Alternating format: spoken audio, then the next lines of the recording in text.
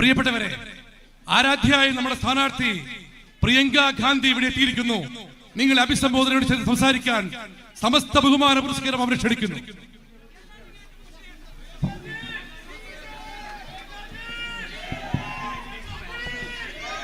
എന്റെ പ്രിയപ്പെട്ട എല്ലാവർക്കും നമസ്കാരം. My dearest sisters and brothers, thank you very much for being here today, for waiting for me and for standing here, especially my sisters. I know it was warm today also. You've been sitting and waiting. Thank you. എൻ്റെ പ്രിയപ്പെട്ട സഹോദരി സഹോദരന്മാരെ, നിങ്ങൾ ഇവിടെ വന്നതിനും എനിക്ക് വേണ്ടി കാത്തു നിന്നതിനും ഞാൻ നിങ്ങളോട് പറയുന്നു. എനിക്കറിയാം, പ്രത്യേകിച്ച് എൻ്റെ സഹോദരിമാരോട് ഇന്ന് ചൂടുള്ള ദിവസമാണെന്നറിയാം. എന്നിട്ടും നിങ്ങൾ ഇവിടെ വന്നതിന് നിങ്ങളോട് ഞാൻ നന്ദി പറയുകയാണ്. Everywhere I am going, you are receiving me with love, with affection. ഞാൻ എവിടെ പോകുമ്പോഴും നിങ്ങൾ എന്നെ ഒരുപാട് സ്നേഹത്തോടെ ഇഷ്ടത്തോടു കൂടിയാണ് നിങ്ങൾ എന്നെ സ്വീകരിക്കുന്നത്. I get late sometimes because everybody is standing on the road.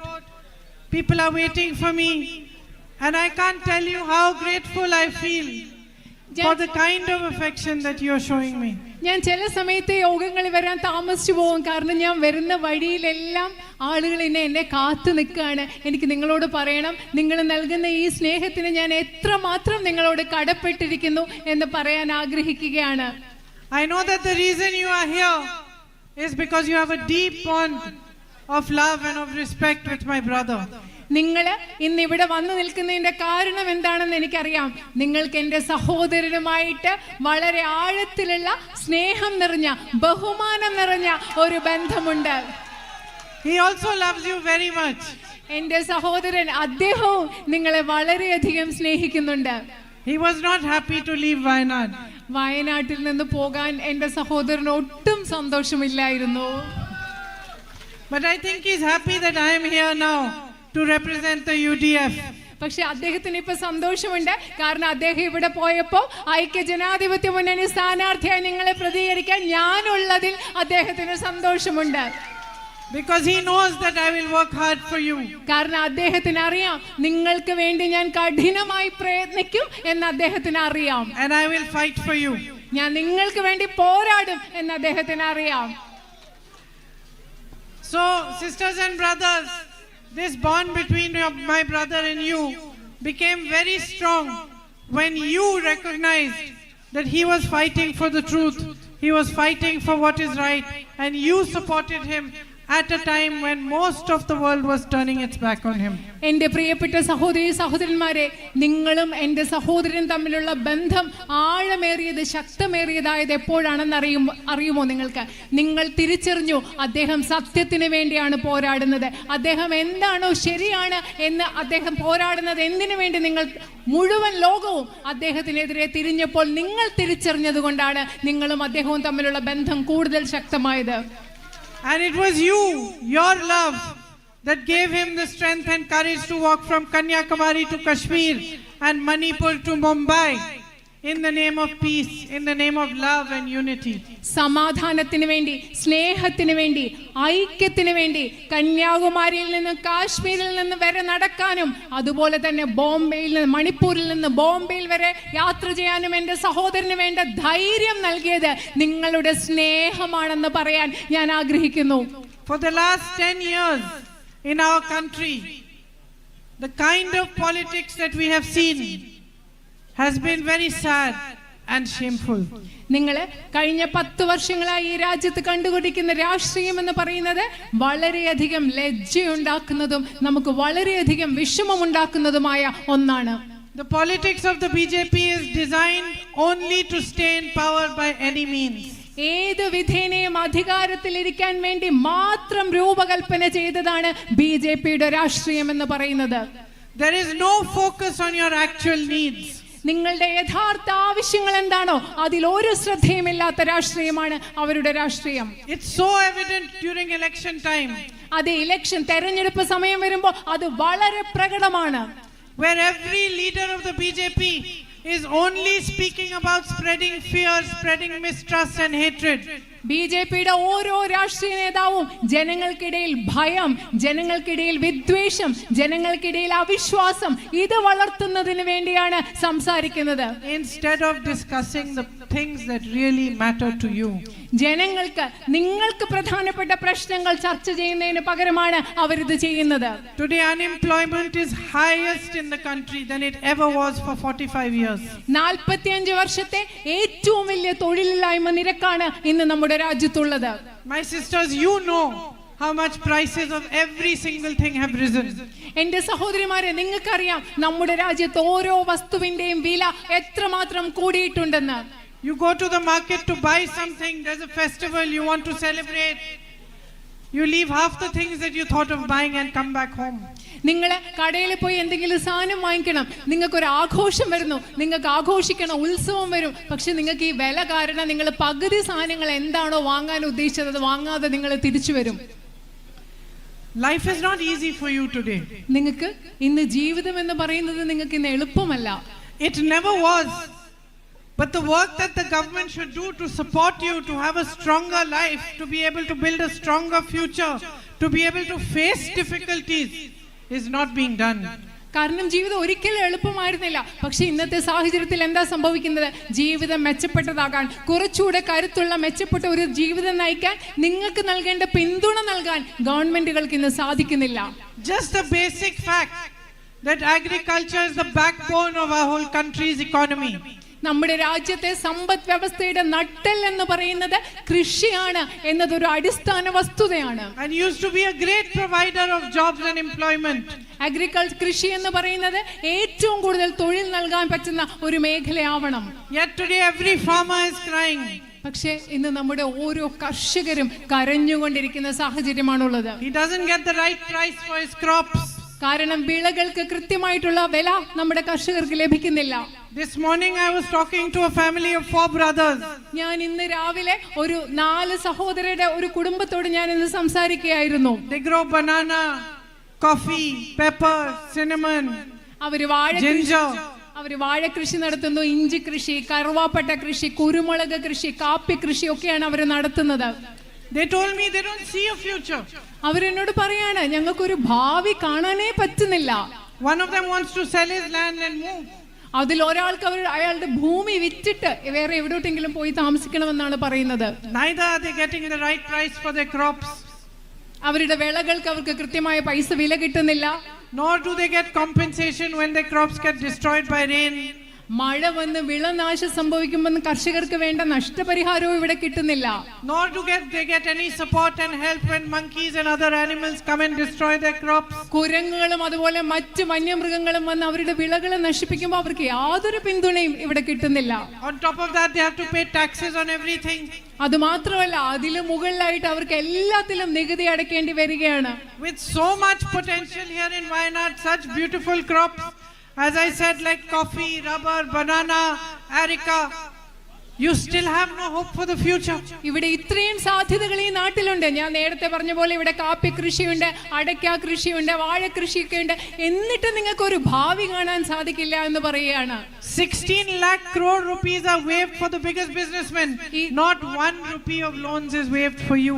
ഈ രാജ്യത്തെ ആദ്യ സമ്പന്നരായ വ്യവസായികൾക്ക് വേണ്ടി 16 ലക്ഷം കോടി രൂപയുടെ കടങ്ങളാണ് എഴുതി തള്ളുന്നത്. എന്നാൽ ഇവിടുത്തെ കർഷകർക്ക് വേണ്ടി ഒരു രൂപ പോലും ഈ ഗവൺമെന്റ് എഴുതി തള്ളുന്നില്ല. Yesterday I met some representatives of small businesses. ഞാൻ ഇന്നലെ ചെറിയ കച്ചവടക്കാരുടെ പ്രതിനിധികളായ ചെറിയ വ്യവസായികളായ കുറച്ചുപേരെ കണ്ടു. Here, like these shops like Shahana over here and the other shops I can see are Gauri nylons over here. ഇവിടെ ഇതുപോലെ ഷഹാന എന്ന് പറഞ്ഞ businesses like yours. Gauri nylon എന്ന് പറയുന്ന കടയുണ്ട്. അതുപോലത്തെ ആളുകളെ കണ്ടു. And shockingly they told me that not only are they paying GST on 100 different things, but now they also have to pay GST on rent. അത് മാത്രമല്ല എന്നെ ഞെട്ടിപ്പിച്ചുകൊണ്ട് അവർ പറഞ്ഞ എന്താണെന്നറിയോ, 100 കണക്കിന് കാര്യങ്ങൾ അവർക്ക് GST കൊടുക്കണം, ചരക്ക് സേവന നികുതി. അത് മാത്രമല്ല ഇപ്പൊ വാടക കൊടുക്കുന്നതിലും അവർക്ക് GST കൊടുക്കണമെന്നാണ് അവരെന്നോട് പറഞ്ഞത്. They looked at me, they said, how are we going to earn anything? അവരെന്നോട് ചോദിച്ചിട്ട് പറയാം, എങ്ങനെയാണ് ഞങ്ങൾ എന്തെങ്കിലും ഒന്ന് സമ്പാദിക്കാൻ പോകുന്നത്? What future do we have? ഞങ്ങൾക്ക് എന്ത് ഭാവിയാണുള്ളത്? And the same way From every single sector, all I hear is pain, suffering, problems. അങ്ങനെ അതേ അർത്ഥത്തിൽ ഞാൻ എല്ലാവരിൽ നിന്നും ഏത് മേഖലയിൽപ്പെട്ട ആളുകളിൽ നിന്നും ഞാൻ കേൾക്കുന്നത് അവരുടെ കഷ്ടപ്പാടിനെ കുറിച്ചാണ്, അവരുടെ വേദനയെ കുറിച്ചാണ്. If you had employment opportunities here, so many of you would not have to migrate and go to different countries to earn a living. നിങ്ങൾക്ക് ഇവിടെ ആവശ്യത്തിനുള്ള തൊഴിലവസരങ്ങൾ ഉണ്ടായിരുന്നെങ്കിൽ നിങ്ങൾക്ക് ഒരുപാട് പേർക്ക് മറ്റ് രാജ്യങ്ങളിലേക്ക് കുടിയേറ്റം ചെയ്ത് ജീവിക്കാൻ വേണ്ടി മറ്റ് രാജ്യങ്ങളിലേക്ക് പോകേണ്ട ആവശ്യം ഇവിടെ ഉണ്ടാകുമായിരുന്നില്ല. If you had the right education facilities, you wouldn't have to leave here to go and study for your higher education. നിങ്ങൾക്ക് കൃത്യമായിട്ടുള്ള ശരിയായിട്ടുള്ള വിദ്യാഭ്യാസ സ്ഥാപനങ്ങൾ ഇവിടെ ഉണ്ടായിരുന്നെങ്കിൽ ഉന്നത വിദ്യാഭ്യാസം ചെയ്യുന്നതിന് വേണ്ടി നിങ്ങൾക്ക് വേറെ സ്ഥലങ്ങളിൽ പോകേണ്ട ആവശ്യമില്ലായിരുന്നു. If a government was truly working for you, there would not be delays in your social security pensions. നിങ്ങളുടെ സാമൂഹ്യ സുരക്ഷാ പെൻഷനുകൾ നൽകുന്നതിൽ ഒരു താമസവും ഉണ്ടാകുമായിരുന്നില്ല ശരിക്കും ഗവൺമെന്റ് നിങ്ങൾക്ക് വേണ്ടി പ്രവർത്തിക്കുന്ന ഗവൺമെന്റ് ആണെങ്കിൽ. Or in SC/ST scholarships. അതുപോലെ തന്നെ നിങ്ങൾക്ക് SC/ST സ്കോളർഷിപ്പിന്റെ കാര്യത്തിലും there would be proper support for you in every sphere. നിങ്ങൾക്ക് എല്ലാ മേഖലകളിലും കൃത്യമായ പിന്തുണ ലഭിക്കേണ്ട ആവശ്യമുണ്ട്. These needs are very basic needs. ഈ പറയുന്ന ആവശ്യങ്ങൾ എന്ന് പറയുന്നത് നിങ്ങളുടെ അടിസ്ഥാനപരമായ ആവശ്യങ്ങളാണ്. Everywhere I go in Upper Wayanad, they say medical college, medical college.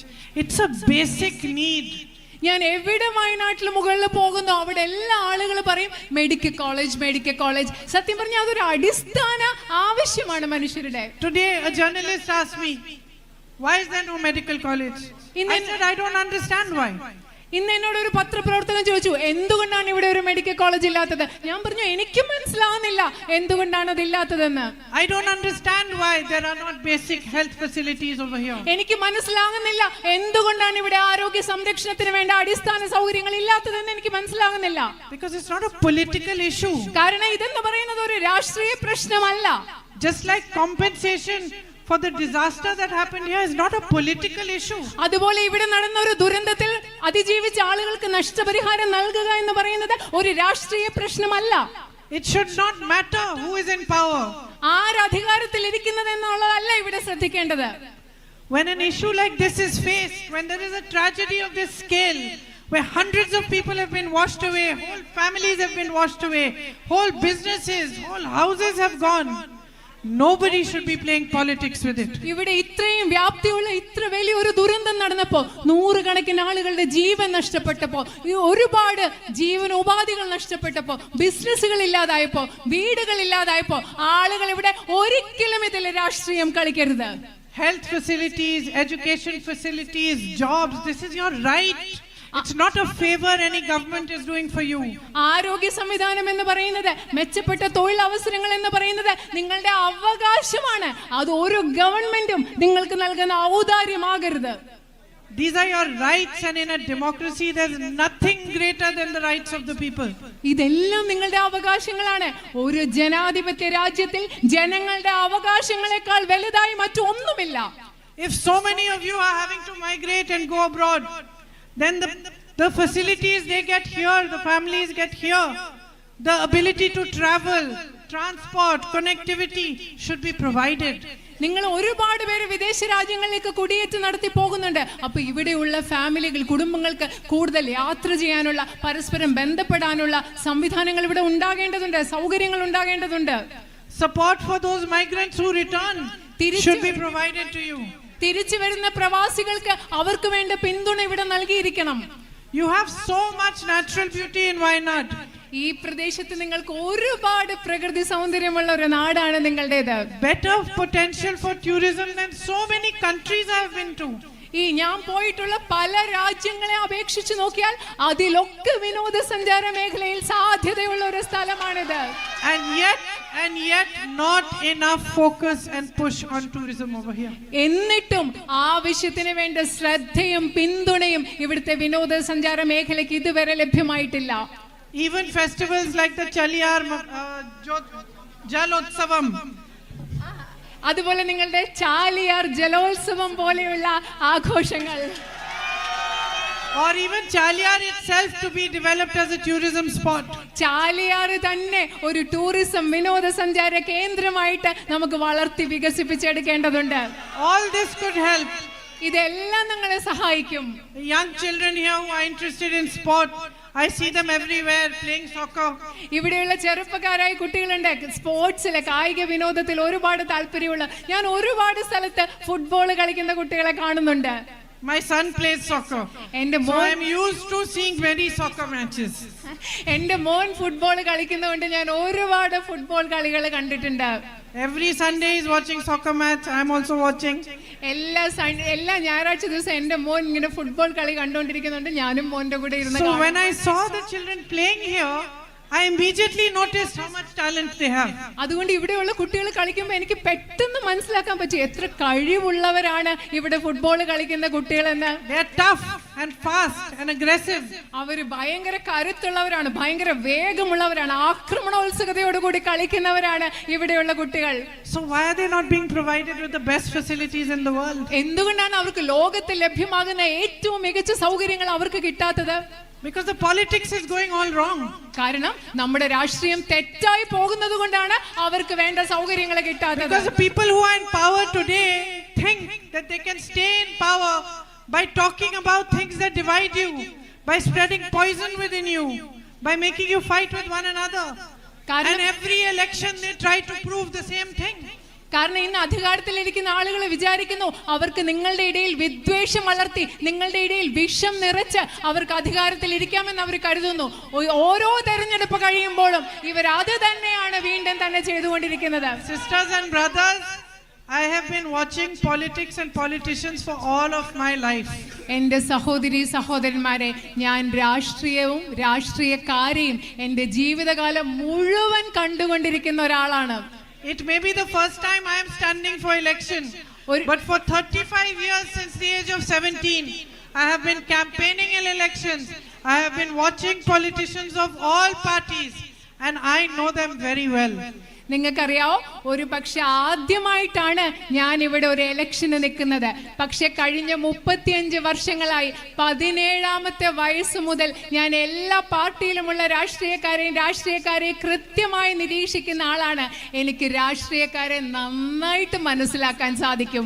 And I will tell you what is the worst thing to do for the public.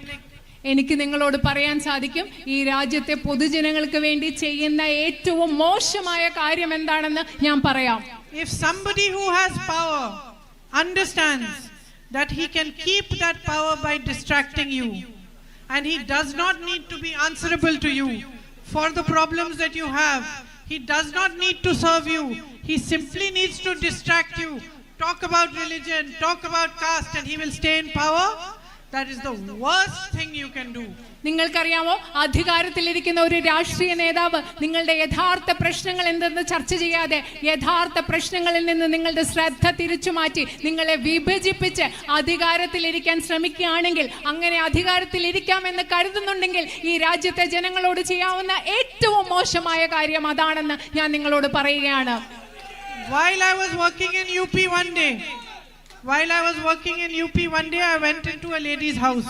ഞാൻ യുപിയിൽ പ്രവർത്തിച്ചുകൊണ്ടിരിക്കുന്ന സമയത്ത്, ഉത്തർപ്രദേശിൽ പ്രവർത്തിക്കുന്ന സമയത്ത് ഒരു സ്ത്രീയുടെ വീട്ടിലേക്ക് ഞാൻ ഒരു ദിവസം പോയി. She had nothing. ഒന്നും ഉണ്ടായിരുന്നില്ല ആ സ്ത്രീക്ക്, except her 3 little children. ആ 3 കുട്ടികളല്ലാതെ, ചെറിയ കുഞ്ഞുങ്ങളല്ലാതെ ആ സ്ത്രീക്ക് ഒന്നും ഉണ്ടായിരുന്നില്ല. There was a tap in her house but no water. അവിടെ ഒരു പൈപ്പ് ഉണ്ടായിരുന്നു, ഒരു ടാപ്പ് ഉണ്ടായിരുന്നു, പക്ഷെ ആ ടാപ്പിൽ വെള്ളം ഉണ്ടായിരുന്നില്ല. There was an electricity pole, no wires, no electricity. അവിടെ അതുപോലെ ഒരു വൈദ്യുത തൂണുണ്ടായിരുന്നു, പക്ഷെ അവിടെ വയറുകളില്ല, കറണ്ട് ഇല്ലായിരുന്നു. No school in her village. അവരുടെ ഗ്രാമത്തിൽ ഒരു സ്കൂളും ഇല്ല. So I asked her, who is your MLA?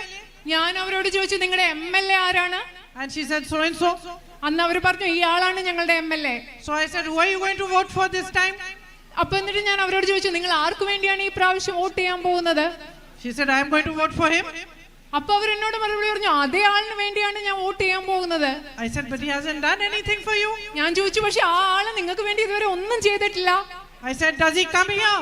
ഞാൻ ചോദിച്ചു, അയാൾ നിങ്ങളുടെ വീട്ടിൽ വരാറുണ്ടോ? She said, no. ഇല്ല, വരാറില്ല. I am voting for him because of what he says about my religion. I like it. I am voting for him. ആ സ്ത്രീ പറഞ്ഞ എന്താണെന്നറിയോ, ഞാൻ ആ ആൾക്ക് വോട്ട് ചെയ്യാൻ പോകുന്നത് എന്താന്ന് വെച്ചാൽ അയാൾ എന്റെ മതത്തെ പറ്റി സംസാരിക്കുന്നു, അത് എനിക്ക് ഇഷ്ടമായതുകൊണ്ട് ഞാൻ ആളിന് വോട്ട് ചെയ്യാൻ പോകുന്നതാണ് ആ സ്ത്രീ പറഞ്ഞത്.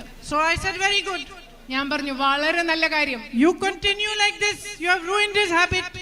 നിങ്ങൾ ഇങ്ങനെ തന്നെ ചെയ്തുകൊണ്ടിരിക്കൂ. നിങ്ങൾ ആ മനുഷ്യനെ ഇങ്ങനെ പിന്തുണച്ചത് അദ്ദേഹത്തിന്റെ സ്വഭാവത്തെ കൂടി നിങ്ങൾ മാറ്റിക്കളയൂ. If your child does something wrong, you scold them, you slap them maybe, you teach them that what they are doing is wrong. നിങ്ങളുടെ കുട്ടി എന്തെങ്കിലും തെറ്റ് ചെയ്യുവാണെങ്കിൽ നിങ്ങളുടെ കുട്ടിയെ വഴക്ക് പറയും, ചിലപ്പോൾ ഒരു അടി കൊടുക്കും, എന്നിട്ട് കുട്ടിയോട് പറയും നിങ്ങൾ ചെയ്യുന്നത് മോനെ നീ ചെയ്യുന്നത് തെറ്റാണെന്ന് പറയും. You don't let the child's habits get spoiled. നമ്മുടെ കുട്ടിയുടെ സ്വഭാവം തെറ്റായി പോവാൻ നശിച്ചു പോവാൻ നമ്മൾ ഒരിക്കലും സമ്മതിച്ചു കൊടുക്കാറില്ല. All the mothers here will tell you. ഇവിടെയുള്ള എല്ലാ അമ്മമാരും നിങ്ങളോട് അത് പറയും. Why are you spoiling this politician's habits? എന്തുകൊണ്ടാണ് നിങ്ങളുടെ ഈ രാഷ്ട്രീയക്കാരുടെ സ്വഭാവം ഇങ്ങനെ പോകാൻ നിങ്ങൾ അനുവദിച്ചു കൊടുക്കുന്നത്? എന്തിനാണ്? No. He represents you. രാഷ്ട്രീയക്കാരെ പ്രതിദാനം ചെയ്യുന്ന നിങ്ങളെയാണ്. His job is to provide you the drinking water, the road, the hospital, the facility. നിങ്ങൾക്ക് കുടിവെള്ളം, നിങ്ങൾക്ക് റോഡ്, നിങ്ങൾക്ക് ആശുപത്രി, നിങ്ങൾക്ക് സൗകര്യങ്ങൾ നൽകുക എന്നത് രാഷ്ട്രീയക്കാരുടെ ജോലിയാണ്. He has a government in the center, he has a government in the state. അവർക്ക് കേന്ദ്രത്തിൽ ഒരു ഗവൺമെന്റ് ഉണ്ട്, അദ്ദേഹത്തിന് സംസ്ഥാനത്ത് ഒരു ഗവൺമെന്റ് ഉണ്ട്. And you have nothing. നിങ്ങൾക്കൊന്നുമില്ല. So that is how the politics of our country is going completely wrong. അങ്ങനെയാണ് നമ്മുടെ രാജ്യത്തെ രാഷ്ട്രീയം പൂർണ്ണമായിട്ട് തെറ്റായ ഒരു രീതിയിൽ ഇന്ന് പോയിക്കൊണ്ടിരിക്കുന്നത്. Those who represent you have one job. നിങ്ങളെ പ്രതിദാനം ചെയ്യുന്ന ആളുകൾക്ക് ഒറ്റ ഒരു ജോലിയാണുള്ളത്. To uphold the values of the Constitution of India and to serve you day and night. Indian ഭരണഘടനയുടെ മൂല്യങ്ങൾ ഉയർത്തിപ്പിടിച്ചുകൊണ്ട് രാത്രിയും പകലും ഈ രാജ്യത്തെ ജനങ്ങളെ സംരക്ഷിക്കുക എന്ന സേവിക്കുക എന്ന ഒരേ ഒരു ജോലിയാണ് രാഷ്ട്രീയക്കാർക്കുള്ളത്. I ask you people of Wayanad, just as you have done in the past when you elected my brother, vote for the right kind of politics. എന്റെ ഇവിടുത്തെ സഹോദരി സഹോദരന്മാരോട് നിങ്ങൾ കഴിഞ്ഞ കാലങ്ങളിൽ എന്റെ സഹോദരന് വേണ്ടി വോട്ട് ചെയ്തതുപോലെ ഞാൻ നിങ്ങളോട് അഭ്യർത്ഥിക്കുകയാണ്. നിങ്ങൾ യഥാർത്ഥത്തിലുള്ള ശരിയായ രാഷ്ട്രീയത്തിന് വേണ്ടി വോട്ട് ചെയ്യുക എന്ന് ഞാൻ നിങ്ങളോട് അഭ്യർത്ഥിക്കുകയാണ്. For me, this love that you give me is the greatest honor I can ever receive. എന്നെ സംബന്ധിച്ചിടത്തോളം നിങ്ങൾ എനിക്ക് നൽകുന്ന സ്നേഹം എന്ന് പറയുന്നത് എനിക്ക് ജീവിതത്തിൽ ലഭിക്കാവുന്ന ഏറ്റവും വലിയ ആദരവായിട്ടാണ് ഞാൻ കണക്കാക്കുന്നത്. Each one of you for me is a responsibility. ഇവിടെയുള്ള നിങ്ങൾ ഓരോരുത്തരും എന്നെ സംബന്ധിച്ചിടത്തോളം എന്റെ ഉത്തരവാദിത്തമാണ്. Each one of you is a duty. നിങ്ങൾ ഓരോരുത്തരും എന്റെ കടമയാണ്. Each one of you is a symbol of what is right in this nation. നിങ്ങൾ ഓരോരുത്തരും എന്ന് പറയുന്നത് ഈ ദേശത്ത് എന്തൊക്കെ ശരിയായിട്ടുണ്ടോ അതിന്റെ എല്ലാം പ്രതീകമാണ് നിങ്ങൾ ഓരോരുത്തരും. Because you have always stood for unity, you have stood for the right kind of politics. കാരണം നിങ്ങൾ എല്ലാ കാലത്തും ഐക്യത്തിന് വേണ്ടിയും ശരിയായിട്ടുള്ള രാഷ്ട്രീയത്തിന് വേണ്ടിയും നിന്നിട്ടുള്ളവരാണ് ഇവിടുത്തെ ജനങ്ങൾ. If you give me the honor to become your representative in parliament, I will not let you down. നിങ്ങൾ എനിക്ക് നിങ്ങളുടെ പ്രതിനിധിയായി ഇന്ത്യൻ പാർലമെന്റിൽ പോകാനുള്ള ഒരു ആദരവ് നിങ്ങൾ എനിക്ക് നൽകുകയാണെങ്കിൽ ഞാൻ ഒരിക്കലും നിങ്ങളെ നിരാശപ്പെടുത്തുകയില്ല. I will reach out to as many of you as I can. I will come to as many houses of yours as I can, to as many families. I will understand what your problems are. I will work hard to resolve them, and I will stand side by side with you in your pain, in your suffering, in your happiness, and through your struggles.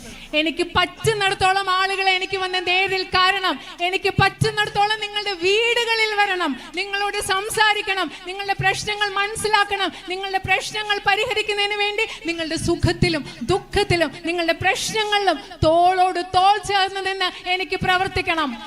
And I am so sorry that I have given you such a long lecture when it is raining so much and you are all getting wet. അയ്യോ, നിങ്ങൾ ഇവിടെ നിൽക്കുമ്പോൾ എനിക്ക് വിഷമമുണ്ട്. ഞാൻ ഇത്രയും വലിയൊരു പ്രഭാഷണം പോലെ നിങ്ങൾ ഈ മഴയത്ത് നനഞ്ഞു നിൽക്കുമ്പോൾ ഞാൻ അത് തരുന്നതിൽ എനിക്ക് വിഷമമുണ്ട്. So please quickly go home now and dry up. And I will be back. We will meet again. And I thank you deeply from the deepest part in my heart for all the love you've given me. നിങ്ങൾ മഴ നനഞ്ഞു നിൽക്കുകയാണ്, അതുകൊണ്ട് വീട്ടിൽ വേഗം പോയി ഉണങ്ങി വൃത്തിയാക്കി എടുക്കണം, ഉണങ്ങണം.